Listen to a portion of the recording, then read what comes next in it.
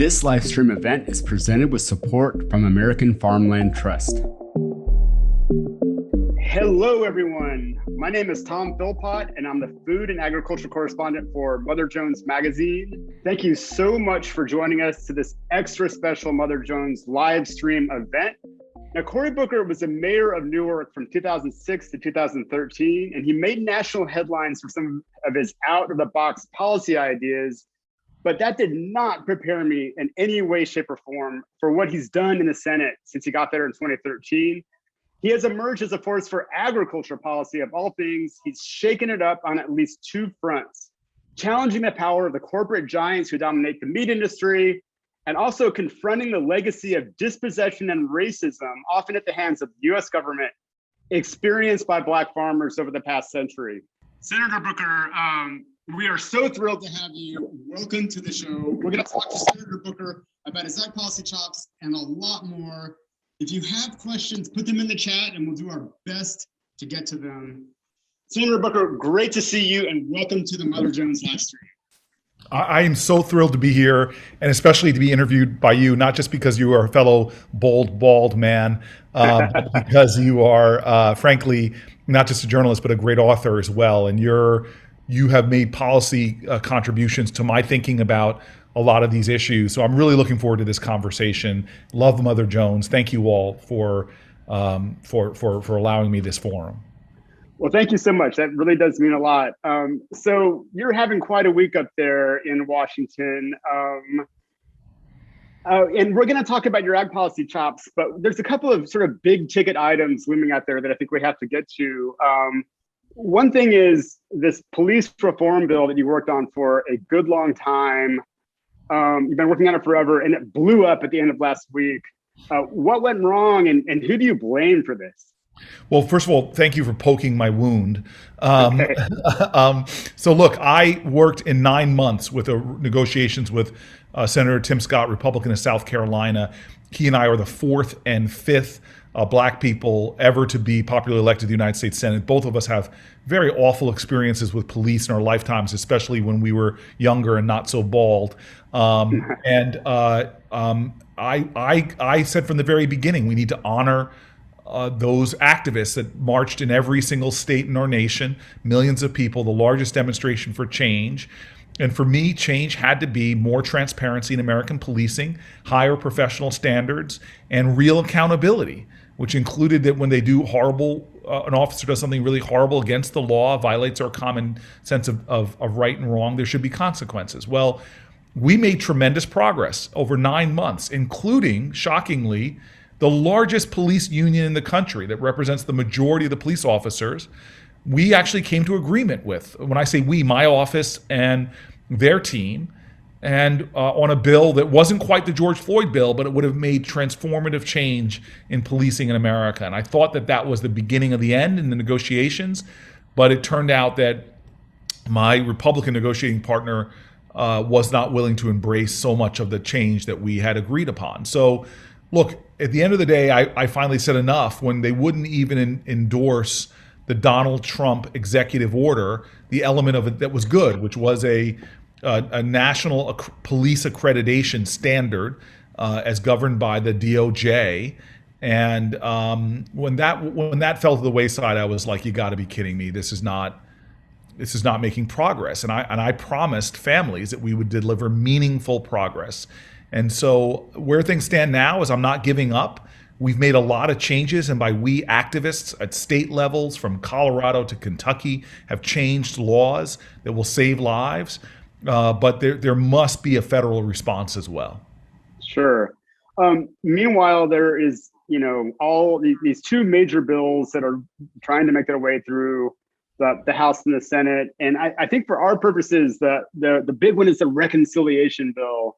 And I'm wondering if you would, comment on what your colleague from Arizona, Senator Sinema, what does she want? And does anyone know what she wants? Well, first of all, talk about horrible naming, reconciliation bill. What is in that bill, so people know what we're talking about, is we're talking about free community college. We're talking about lowering prescription drug costs. We're talking about paid family leave. We're talking about affordable childcare. We're talking about the biggest middle class tax cut in the history of America by extending something called the child tax credit between 80 and 90% of families. That we're talking about expanding Medicare and Medicare services. So and then God bless America. We are talking about climate change and doing something real in the space of climate change. So that's what's in the bill. Every element I just named, wildly popular with Democrats and Republicans. And so I know people are talking about reconciliation, 3.5 trillion. That stuff should not distract us from what we're trying to achieve here. And so you asked me a specific question. You know, what does one of my colleagues from Arizona want from this bill? And I think that is the question that we have got to get answered, which is, don't talk about top line numbers, talk about which policies you support and which you don't. We are all Democrats. There is common ground. Senator Sinema is with me on everything from voting rights all the way to the child tax credit. But now we have to hit the rubber has to hit the road and say, which policies do you want in and which policies do you want out? Focus on that and not the price tag.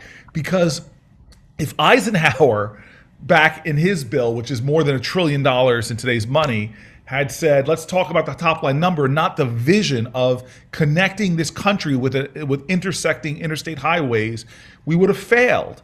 If Kennedy, when he pointed to the moon and said it's not a dream, it's a destiny, said, well, let's just talk about the numbers and not the mission here. Our mission as Democrats is to lower taxes for working people, not the wealthy. Our mission is to meet the global challenge of climate change. It is to drive down costs for working people and everything from their medical coverage and prescription drugs all the way to their child care.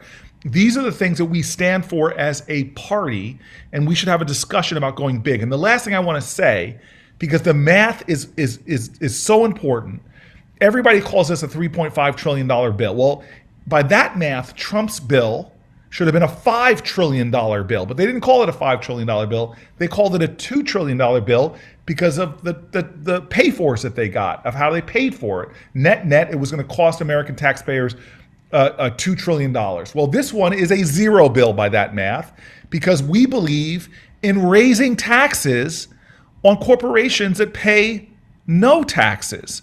We believe that the highest marginal tax rates, not people making $400,000 or less, but the highest marginal tax rates for people that often pay less in taxes in the percentage of their income than a firefighter or a person who works in a diner. That we should close these loopholes. People should pay their taxes. And so this is a fully paid for initiative. It should be as big and bold as possible so that our grandchildren look back at us and say, hey, they really stepped up and did something about climate change. They really ended the absurdity in America that we don't have paid family leave or affordable childcare, or that we're saddling young people at the start of their lives in their 20s, professional lives, with trillions of dollars worth of debt. So these are the kind of things that I'm hoping we can focus on. But I tell you this, mark my words, we're going to land that bill, so-called reconciliation, somewhere as a party. The question is where. Yeah, I mean, my understanding is that this is pretty much the last chance to do something big on climate before the midterms, and everything could change after the midterms. And so this is a really, really big deal. Yeah, it's really big. It's urgent that we do it. For all those activists sitting out there and saying, God, that's a Democrat-controlled House, Senate. Remember, even McConnell had a few senators to spare when he did a lot of these tax cuts. Remember, every Republican didn't vote for Supreme Court justices or vote for their some of this other stuff. We don't have any to spare. That's why the coming midterm elections in Pennsylvania, Ohio, North Carolina, Wisconsin are so important, so that every senator, as they say now in a 50-50 Senate, we were against royalty, but every senator is now king because they can muck up anything. Yeah, and McConnell also failed to pass this various Obamacare repeals, even when they had the House, the Senate, and the presidency.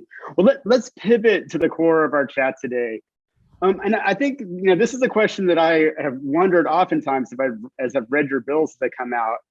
How did you're a city guy, you were the mayor of Newark, you're from this state that we associate more with its cities, although there is a important farming sector in New Jersey. How did you get so interested in agriculture policy and speak the language of, people fighting corporate power in rural America? How did you, what got you into it in the first place? Well, I'll take you the quick route there. I know we have a limited time, but first of all, my ancestry, as I imagine yours, is connected to the land in a far more intimate way. The African American history in my family is one of agriculture. My grandfather went in Arkansas to an agricultural university, learned farming, and one of my most precious childhood memories is him digging up my backyard in the suburbs of New Jersey and making me plant a garden with him. Wow. And it changed me. I mean, those memories of digging in the soil next to my grandfather, planting tomatoes and zucchini and squash, it changed my understanding of what food was. And the problem is we now live in a nation that is so divorced from an understanding of what is creating our food. We don't know. We get this food wrapped in plastic as if it was manufactured in some factory. Well, unfortunately, we have these companies that are turning our natural system, the natural balance that marked the story of America up until just the last generation or two. They are perverting this system. And in Newark, I saw it. My soil was poisoned. When we did urban farms in Newark, we had to plant in planter boxes. My population was divorced from nature. They couldn't dig in their soil. They couldn't. Their asthma rates were 4 times higher than suburbs because of the pollutants in the air. We divorced from our water, not just because it had lead, but even the rivers that flow through our city were Superfund sites. And the damage that happens when humanity is separated from nature is tragic, and it's one of the reasons why the sickness in our communities, not just urban but rural, we are one of the reason why healthcare costs are so high. Is not just the games that are being played in the healthcare industry, it's because the demand is so high. The juvenile diabetes rates for Black American children alone in just a decade has gone up 200%. Wow. And it is stealing from our children their well-being and their flourishing. And it's all, as I found out as a mayor, directly because of the conscious food policy decisions our federal government is making and the outrageous power of the monopolizing corporate interests. So much so that my government was telling my children to eat healthy food, but they were doing nothing to make it accessible. That's why we did all these urban farms and battled to get supermarkets and farmers markets. But my children, not only do we not make it accessible, but then we subsidize the big corporate food companies so that when my children walk into a bodega or a little corner grocery store, a Twinkie product is cheaper than an apple. And that Happy Meal that parents buy, like my family bought for me, the $1 meal or whatever it is, does not reflect the true cost to our environment, to our health, to future generations. It's driven down by government, and those are the available foods. And so I took on food policy as a mayor with incredible team members of mine that get most of the credit. And we made big strides, but we realized we were fighting against behemoth interests that are now attacking other countries and indigenous food markets because Tyson's Chicken has taken all the humanity out of how they raise chickens in these industrial ways, and everybody's getting hurt, farmers and the like. And so when I became a senator and went out to visit where our food is actually being produced, I'm not exaggerating. There were parts of the trip I wept. There were parts of the trip where I found such common ground with Republican farmers who I sat at their living room table as they told me what the monopolistic interests are doing to them, driving them to near sharecropper lifestyles. Because Their inputs, the companies like Monsanto have so raised the cost of everything they're doing, squeezing them from below. And then the one or two companies that have monopolized above, they only have one person to sell their goods. Their share of the consumer dollar has dropped like 50%, and they're barely holding on. I visited the communities where food workers are living in horrific conditions as we treat immigrants into our country, both in what's happening in our meatpacking processing plants and the like. I visited the rural towns that have been hollowed out by these corporate interests and who now live in filth. And I don't mean that as a exaggeration. I literally went to places like Duplin County, North Carolina, where these factory farmed pigs, where the people that are actually raising the pigs, not JB and all these big food companies, but they're living in horrible conditions, always in debt, and they have to abide by the dictates and the demands of how these pigs are raised. So they have these massive lagoons from their concentrated animal feeding operations. All that pig filth flows into massive lagoons that they then spray on these spray fields. And the low-income black people who live in those communities can't open their windows because it smells like crap all the time. They can't put their clothing on the line. They can't run their air conditioning. The property values have gone down. I could go through this longer, but I am so driven. And the point I want to end with to you is everything is interconnected. Our food system tries to lie to us and tell us it's not. You walk in and you buy your box of whatever. All of this is interconnected. The environment, the producers of food, the consumers of food, animals, or the cleanliness of our rivers. All of this is interconnected. And as Martin Luther King said, injustice anywhere is a threat to justice everywhere.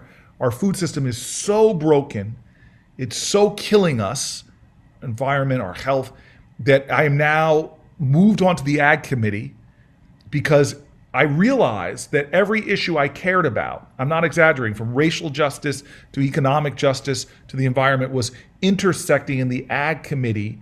And the truths that most Americans don't know, there wasn't enough voices in Congress telling the truth of the corrupt power that is undermining our health and our well-being. And I wanted to begin to fight those battles here inside the Senate. So, I've been covering this topic for 15 or so years now and covering what happens in Congress with farm bills and stuff. And I can testify that no one since I've been around and quite possibly ever on the Senate Ag Committee has spoken like you just spoke right now. And I'm also doubting whether there's ever been a vegan on the Senate Ag Committee. And so I'm wondering, how is that going over? I mean, you've just been on there for a few months, so, I guess most of this year, but how is that? What's it like on that committee? And are you getting any traction with people? So one is, I think I'm actually the first vegan in the history of this United States Senate. Okay. But look, besides some of my senators teasing me every time we get together for a caucus lunch, when I have talked to some of the progressives on the Ag Committee, I see that there is fertile ground for creating a new movement here in the Senate that begins to stand up to these awful ag bills and what is being subsidized and how it's killing us. And so I see a lot of great partners, and have already established some great partnerships on some bills that gives me a lot of hope. But this. Everybody talks about big oil or pharma. These are industries. One of the reasons why I don't take corporate donations. But if you want to talk about who I think is the most powerful lobby down here, because they have such influence on both sides of the aisle, and it's a power that's not questioned. It's big food. It's big ag, and if we don't do something about this. I don't want to be melodramatic. I want to be accurate. For those people who are concerned about climate change, we cannot solve that without fixing our food system. For those people who are concerned about deforestation, we definitely won't solve that without focusing on our food systems. For those people who are concerned about the next pandemic, we won't solve that unless we deal with the brokenness of our food systems as we overuse antibiotics and more.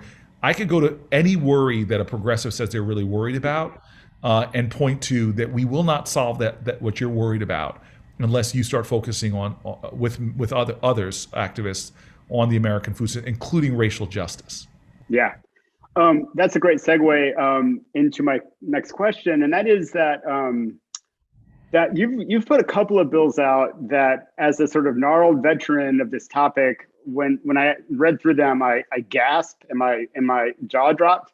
And one of them is the Justice for Black Farmers Act. This issue just seemed like it was going to be this historical wrong that we just sort of kept ignoring, never addressing legislatively or in any other real way. And you come out with this Justice for Black Farmers Act, I believe in November of 2020, just before the election.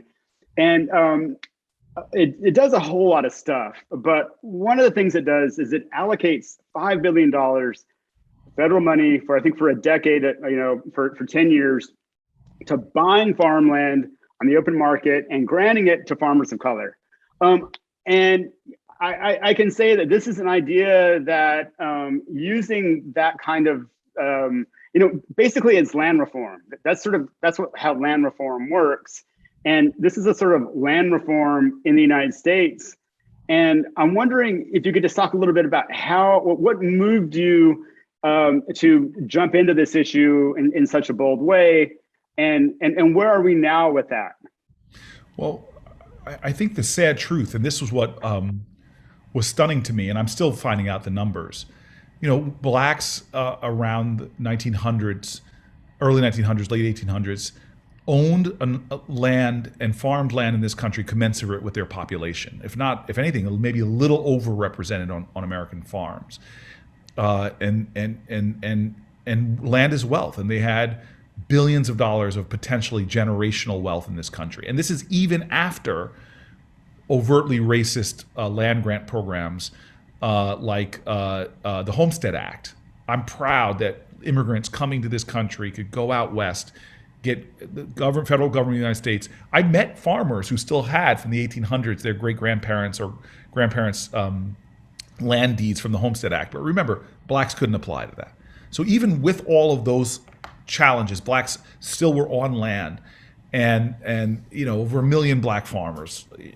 And this is what was a stunning thing to me by the time I started digging into this area, is the number of black farmers has dropped dramatically because of overtly targeting them with racist policies. The USDA, especially these local branches, these county leaders within the USDA, who discriminated overtly against black farmers.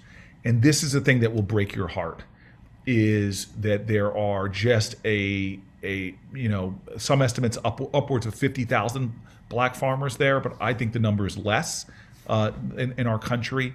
And so what do you do about that now? That through racist policies, you've got so few black people farming. And my thing is, well, the Homestead Act was a really wonderful program. What is the modern version of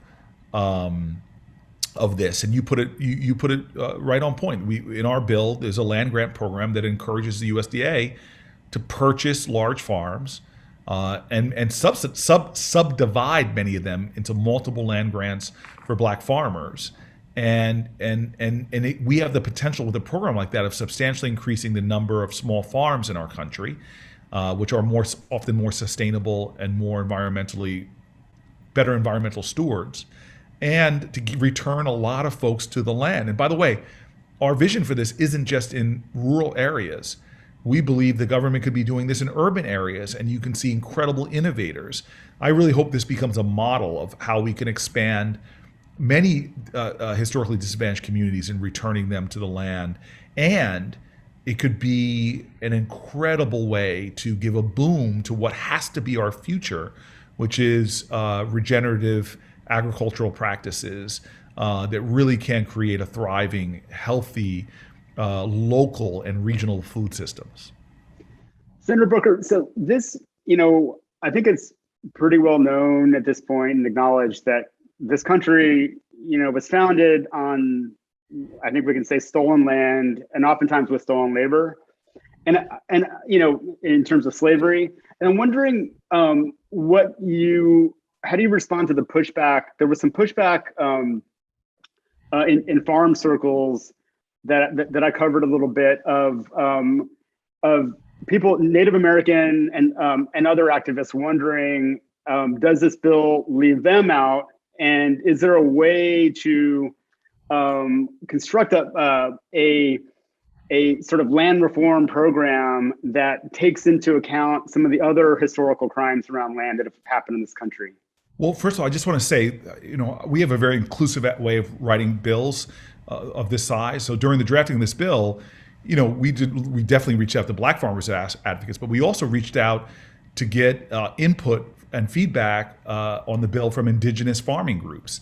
And we really actually included a lot of the provisions in the bill that would benefit indigenous farmers as well as Black farmers. So, one example I can give you is that we created a bank in this bill that in the bill we make sure that Black farmers have access to a lot of the grants that they were denied access to, but it also would make money in this bill available to indigenous farmers as well. And so the Intertribal Agriculture Council is a great organization, Native Farm Bill Coalition. They endorsed this bill. These are incredible groups of Native Americans, and I'm really proud of that. And again, I've just begun. I just landed on the Ag Committee.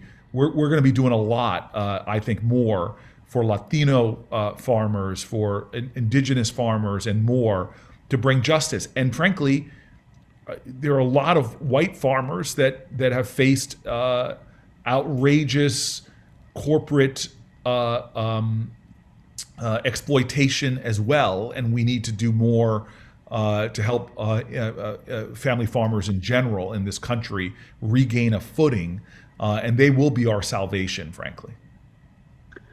As part of Justice for Black Farmers, there was a $5 billion in debt relief in that bill for exactly what you were talking about earlier about these loan programs that were unfair to African American farmers.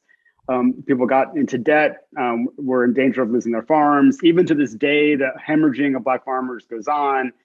And you managed to get that into one of the COVID bills. You managed to get $5 billion allocated to a debt relief program.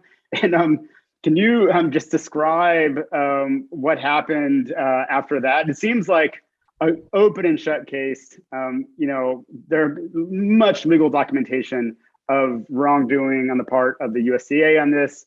The $5 billion was sort of a token of acknowledgement to that, and also a lifeline for some farmers. And what happened when that bill came out and was passed? Right-wing groups went after it in the courts. And by the way, I want to give President Biden a lot of credit for embracing it right off the bat. Him and Vice President Harris. This was a part of their agenda, and it wasn't a big fight. Raphael Warnock and I pushed this, and so I just want to give them a lot of credit. Obviously, Sure. It would not have gotten done without them. But we immediately got legal suit filed by us by a lot of right-wing organizations, and jammed it up pretty severely in the courts, and has forced us to go back to find a way to craft this bill that is not going to trigger their opportunistic lawsuits. And I think we've got a pathway to doing it, frankly. And I know there's a lot of litigation around this, so I want to be careful with how I say this. But there are a lot of historically disadvantaged farmers that we're going to be able to help. There's a commitment to it. The big battle is going on right now over these spending bills. But I've got a lot of commitment from the president, as well as leadership here in the Senate and the Democratic side, that we're going to find a way to still help Black farmers who have been discriminated against in a more expansive and inclusive way of other disadvantaged farmers. And is there, in the current bill that you're fighting over now, the reconciliation bill, for lack of a better term, is there $5 billion in there that would sort of do that as we speak? So again, so the short answer is yes. There are billions of dollars. There's some money that was allocated in the previous bill that wasn't spent because of the lawsuit. So we think we'll be able to free up resources to accomplish the end of supporting historically disadvantaged farmers.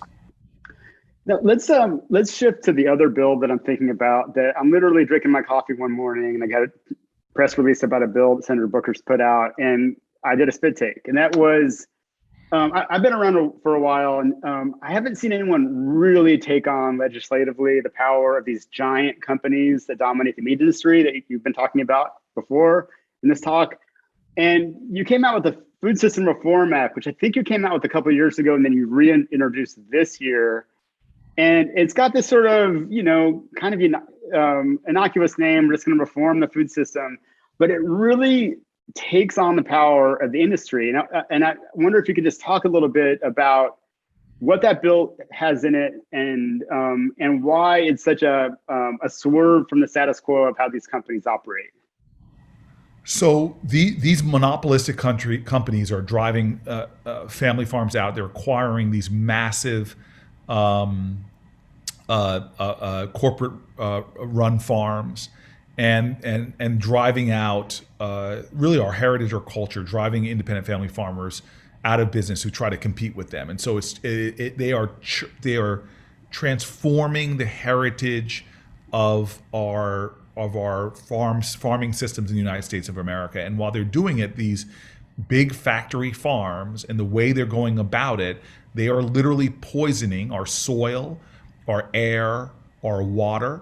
The way they're raising animals is a way that would literally, you talk about a spit take, would probably horrify our great-grandparents. They're torturing billions of animals a year and adding even more pollution to our rivers, streams, water aquifers, not to mention creating unhealthy living conditions for human beings, often disadvantaged ones. They present, as I sort of alluded to before, the way they're raising animals in a way that is a clear and present danger to public health because of their overuse of antibiotics and the potential of antibiotic resistant strands that will come out and threaten us.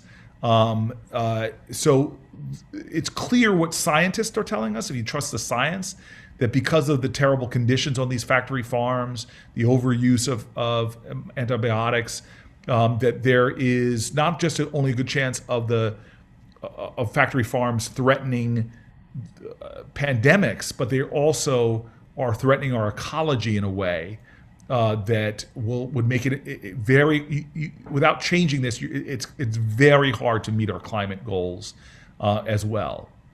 And so I again reached out to a lot of folks in this unusual coalition, from independent family farmers to climate activists to animal humane treatment, people who advocate for humane treatment of animals and more. And we agreed that let's drop a big marker out there and then start trying to build support, whether it's through information or shame. If you are progressive in America and believe, frankly, again, the accord we have with a lot of Republican farmers as well, but you please take time to educate yourself on why bills like this one are so critical to our life, as well as our economies, as well as our health and more. What's so cool about this bill is that the industry's growth or its profit model is constant growth. They're most of them are publicly traded companies, so they have to show quarterly growth. And American consumers are eating a rather steady amount of meat. We're not like very eating lots and lots more meat. So that means that their profit potential in the U.S. is pretty low, and so they're totally focused on exports. And so what your bill does, what it would do would be to limit, it would basically put a moratorium on new ones of these giant facilities. And that sounds, like not that much, but what it means is it completely limits their growth and throws a wrench into their business model. And something else you do is, we know there's a lot of farmers out there that are dissatisfied with the system. and it provides funding to buy them out and help them get into new systems. So both I want to jump on, if I can, just give a little more color to that. Yeah. So what Tyson's and Smithfield, what they're doing right now is trying to take a toxic system and dominate globally. And so I was on a trip to Africa with senators, and one of them was really intent on trying to stop South Africa from blocking this cheap chicken from our country. Because they're saying, oh, wait a minute, if we allow Tyson's and companies to come here to South Africa, they're going to undercut all these people who are raising chickens in more humane ways, in more environmentally sustainable ways, and really drive people here to either out of business or force them to change their practices to these toxic practices. So this is the global crisis we're in right now, is that these multinational corporations are driving a transformation of global livestock in a way that is so dangerous. And they're still producing that here, polluting our nation, all for cheap exports. Donald Trump used the Defense Production Act. People are calling him to use it for all these reasons. He used it for these meat companies so that they could speed up their lines on their meatpacking plants. And the people in those meatpacking plants who were dying of COVID could not sue. It was to shield them from liability. And people said, oh, it was for cheaper, to make sure meat prices in America didn't go up. But when people took a look at these places, it was all making record profits during the pandemic, and all for their exports to places like China. But this is the second thing that you said, that, again, I use language like this. It's a movement of love. It's a movement to create a more beloved community. So people who just hate on these contract farmers, who are doing the raising the hogs and the chickens in this way, need to take another step in empathy for what these folks, their lives are like. They don't own anything. I'm sorry, I should put it this way. Tyson's doesn't take on any of the risk. Right. They shift it all onto these contract farmers. They deliver these chickens and they tell them to raise them in these ways. They hold them accountable for raising them in these inhumane ways. If chickens die all of a sudden, they don't take on the cost of that. And on top of that, they don't even tell them how they make their money. They put them in these tournament systems that are opaque, where they don't even know why this week they're getting this many pennies per pound or what have you, and this week. They are living like sharecroppers. Their suicide rates, their bankruptcy rates, the debt that they're carrying. To me, it is so against the free market model. And Tyson's designed this system. They are the early front runners in designing this system. There's a great book I recommend in addition to yours called The Meat Racket that spells all of this out. And so what my bill also calls for is to buy out these farmers, so who are stuck, required to invest in things like building these manure lagoons and spray fields. We need to rescue them and have these voluntary buyouts. That is a critical part of the bill, because it allows growers to get out of this awful debt trap that they're in, and out of this broken factory farm system, and move where we must move our system to regenerative types of agriculture. And that's why it's so radical, because it takes on the business model. And we have a question from Adam on Facebook that I think is related to this. And he says, how can we work towards US trade policy that puts fair, just, and sustainable food over corporate profits? And I just want to layer something on top of that question. And that is, I just have a piece that came out yesterday about USDA Secretary Tom Philpott has been going around the world trying to create a coalition of nations to agree to not follow the European model, which is they're putting together a food model of cutting pesticides, cutting fertilizers, encouraging people to eat less meat. And Vilsack, a Democrat, is going around and making allegiances with countries like the United Arab Emirates, with Brazil, which has a particularly egregious food and ag policy right now as we speak. And I think the whole push is built around trade and keeping this machine of cheap chicken going to places like South Korea. So I wonder if you could just talk a little bit about Adam's question. How do we get a better trade system that has some of these standards built into it? Well, first of all, one of the reasons I'm glad I'm on ag and foreign relations is because I want to be the senator, hopefully not the only one eventually, but that is on the foreign relations committee that's looking at this, because these are connected to, these issues are connected to famines. These issues are connected to war. These issues are connected to migratory crises. And when I've had conversations with some really enlightened generals in our military, they know that climate change, they know that starving populations, they know that the kind of corporate colonialism that we're discussing here is a national security threat.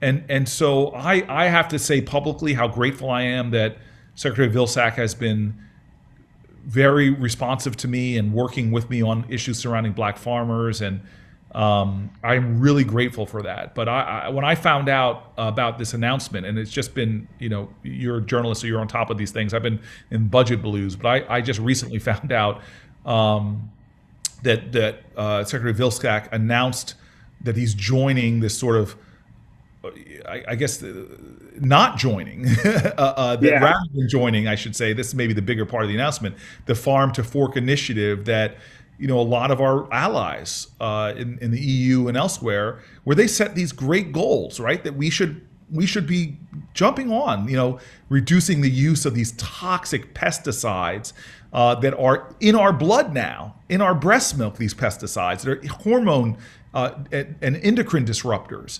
One of the reasons why we're getting sick is because of these pesticides, not to mention what they do to our environment. They set goals of reducing antibiotics by 50%, and shifting large percentages. The EU has said 25% of our farmland is going to be using organic regenerative practices. These are bold things that they're saying, and we could have joined. Forget joining, we could have led. Yeah. And the consumers would have benefited, farmers would have benefited, the environment would have benefited, animals would have benefited. But instead, as you pointed out, as I've just recently read, Secretary Vilsack has announced that he's partnering with Brazil. I know. And I love Brazil, love Brazilians, but their leader, who's lighting fire to rainforests and inviting horrific corporate practices that are hurting our fire. He's partnering with Brazil to form a coalition that is surrounded by, quote unquote, increasing productivity. Now, we had, starting under Nixon, this idea that, hey, back then starvation was an issue. Now obesity is an issue. But their plan that went awry was to drop the cost of food dramatically. And they invested in this monocropping system that drove down the cost of foods. And then we saw Americans shifting their diets pretty dramatically to highly processed, low nutrition food, and just trying to increase yields. And that's really kind of hurt our health system, our system of health and well-being. It's hurt animals, it's hurt rural areas to be stuck in this monocropping market. Now, I want us to do well in commodities. I hope none of my new friends in Iowa that I made are doing it. But what we are seeing right now is that we have created systems that are so vulnerable. Look what happened in COVID. People slaughtering pigs and just burying them. Our systems turned out to be so fragile in delivering healthy food to people, so fragile to disruptions globally, that they're not sustainable systems in many ways of the word. So I want us as a nation, and I want to clarify this, I don't care what an American eats. We should have complete freedom. As I'm saying to you as a vegan, eat your hamburger if you want. Okay. But the government should not be investing in systems. It's like an aberration of the free market that is making us unhealthy, that's killing our environment. The subsidies, the ways we're doing this, the overuse of pesticides, all of this is so destructive to our country's well-being. It is a national security issue that now we're trying to export. We're fighting against those countries that are trying to band together and change this, because our ag policy is being controlled by large multinational, near monopolistic corporations. And I'm so happy you brought this up, because I'm learning too. This is why your book was so helpful to me. I'm learning a lot. I did not think I would be on the ag committee, but I'm learning that this is the international aspects of this we've got to pay attention to and be a leader to the planet Earth and not sustaining a system that is unsustainable. Yeah, and I think a lot of us will be waiting with bated breath when 2023 comes around for the Farm Bill negotiations. That's going to be really interesting to see what you get up to. But right now, as we speak, we're in this incredibly important and pivotal legislative moment, and I'm just seeing news that that President Biden is now meeting with Democrats with your House colleagues to try to break the impasse, this sort of log jam that's happened around these two bills. And I'm wondering, if you were Biden and you were given this task of going to the House and talking to these Democrats, these various factions that are battling, what would you say right now? Well, I'm going to repeat what the president said to me. He said, in the Oval Office last week. One, he said, this is to call this a progressive bill. He's like, this is my bill. And I don't know if you remember this, but I ran for president, and Biden wasn't the most progressive person on that stage. Right. He's known to be a moderate guy. So this is not the progressives wanted a $6 trillion bill plus. So this is the Biden bill. And so no, I just want people to understand this. It's fully paid for. Moody's chief economic analyst, who is by no means a progressive, said that this would be a boon for the economy. The 3.5 trillion one said it would be a boon for the economy. So I want first that Joe Biden is going to deliver just common sense, not progressive messaging or moderate messaging, but what is the best for the economy of the United States of America and the 90% of our population. And I love the top 10%. What is the old saying? Some of my best friends are in the top 10%, but they're going to do all right.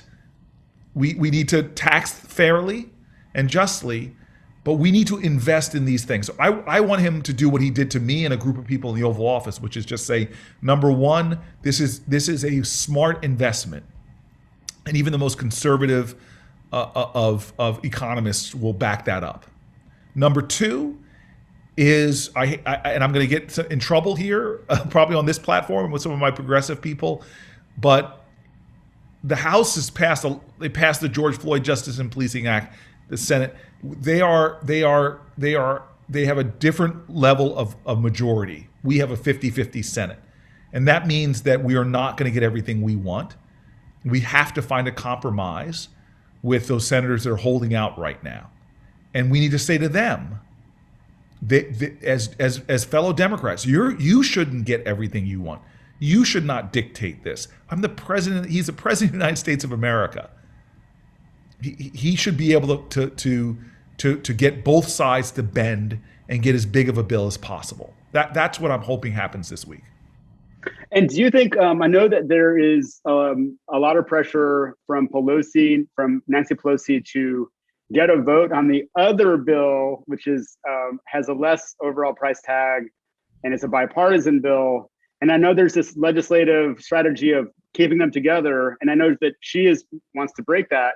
Do you think that's going to happen? Will Pelosi get a vote? And if she does, what does it mean for the bigger bill if the House votes on the smaller one but not on the bigger one? So I honestly don't know. I'm really getting on top of how the Senate functions. Now you're asking me to comment on the House. Yeah, okay. They are. I don't know how. I know I signed a letter with a bunch of fellow senators saying we should do them both as a package, and I would hate to lose the leverage to try to get as much bending as possible on both sides. So I don't know how she's going to work it out, but I will tell you this. If there's anybody I would bet on in Washington and getting things done, it would be Nancy Pelosi. She's second most powerful person in America, and she's savvy as heck. So I believe she's going to find a way. Well, Senator, I could talk to you forever about this stuff, especially about the food policy. But I know you're having a very busy day and probably have to get on the phone and do some negotiating or arm bending. and have to be around for votes that could be called at any given time. But listen, thank you so much for being. How do we make food policy the center of sort of the progressive agenda? You know this. You're writing. It touches everything, but it's the one area that I find that leaders know the least about. And that's my goal, is by the time the next farm bill comes down, the consciousness of our country around how that particular bill on everything from climate change to rebuilding rural America to racial justice, it is the most important piece of legislation. But right now, you are writing incredible, important stuff. But how do we raise consciousness? I'd love to get your last input, if I can try to learn from you one more time. I think we just both have to keep grinding. And what I am told is that it is time for us to wrap. But I think the stuff that we're both doing is all right. Is what more of has to happen. But listen, Senator, thank you so much for coming on today. It's been a fantastic conversation. I'm so grateful. Thank you. Thank you for having me. Thank you, Mother Jones, for having me as well. And thank you so much for tuning in out there in the internet land. Sorry about those glitches at the start. And I want to give a shout out to our live stream sponsor, American Farmland Trust. And just as a reminder, you can watch and share this conversation on YouTube, Facebook, Twitter, and motherjones.com, where you can also see all the food and ag coverage that I do and all of the amazing work that my colleagues do. Thank you so much, and goodbye.